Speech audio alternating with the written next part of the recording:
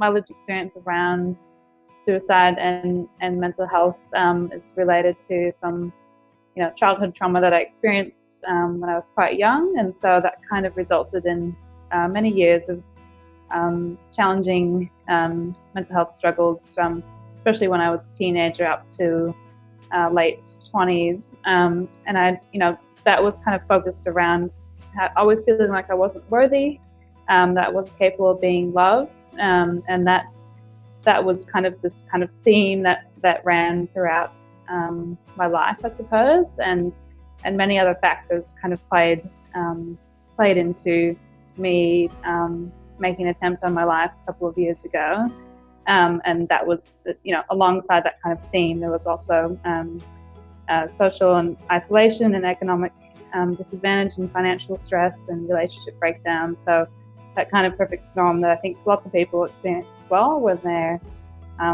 thinking about suicide and maybe making an attempt as well. Just a lot of life factors that were playing on me, and being a younger person at that time, I kind of really didn't know how to cope, and was obviously, because I moved away from my family, I was quite alone as well. So those kind of all created this kind of storm of me not feeling like I was worthy and that I could cope with life any longer. Yeah.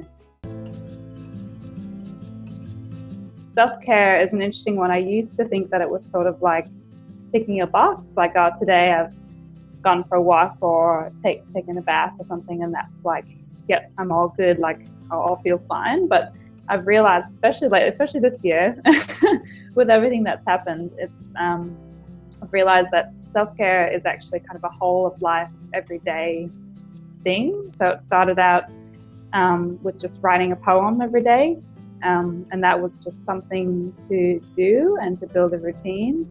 And even if there were days that I couldn't shower or get out of bed, I could just do that, and that would be kind of something that I'd done for myself. And it also made me feel like, oh, I am worthy and I am capable of doing something. So I ended up writing a poem every day for a year, and then published that book of poems, and that was like a nice little achievement. And then kind of from that I was able to build different things, whether it was exercise or eating well or connecting with family, going for a walk, still ticking off those things, but not feeling like I was doing them because I had to, but because I wanted to, and knew how important they were to be built into my life.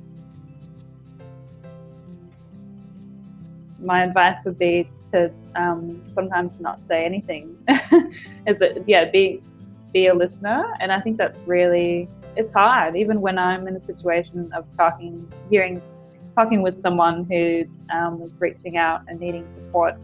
I will even go in and like, oh, why don't you do this? Or, I'll try to voice my opinion, but I think just trying to hold that back and give space for listening is probably the biggest advice that I would give, because it's a bit weird. It's almost like being an animal, I suppose, like you said, like just being there and being the presence. And it's super hard as a human, I think, to sit with someone who's upset and to not try to fix them or to say anything, just that response of like, I hear you, and, do you want to say more about that? What's that like for you? Or repeating what they say. Like, it's all that kind of counseling sort of stuff, but it's actually just really effective. I think I found, I certainly experienced a lot of stigma with friends who I didn't really expect it from, or even like my family as well, even though, like I said, my mum worked with young people her whole life. She was still a little bit like, oh, this doesn't happen to us, sort of thing. But I do believe that because I did at least speak openly and honestly to people, even if they weren't open to receiving what I was saying at that time, or how I was feeling, or weren't comfortable with it, I think at least, I'm proud of myself for being able to say that, because, maybe they weren't receptive to it at that stage, but it, maybe a seed was planted in their head, realizing that, hey, this sort of stuff does happen to people, and it's not that out of the ordinary. So So I think, don't worry if someone immediately doesn't open up, because it's a vulnerable thing to do. Just keep the door open and keep reminding them, I suppose, that you're there.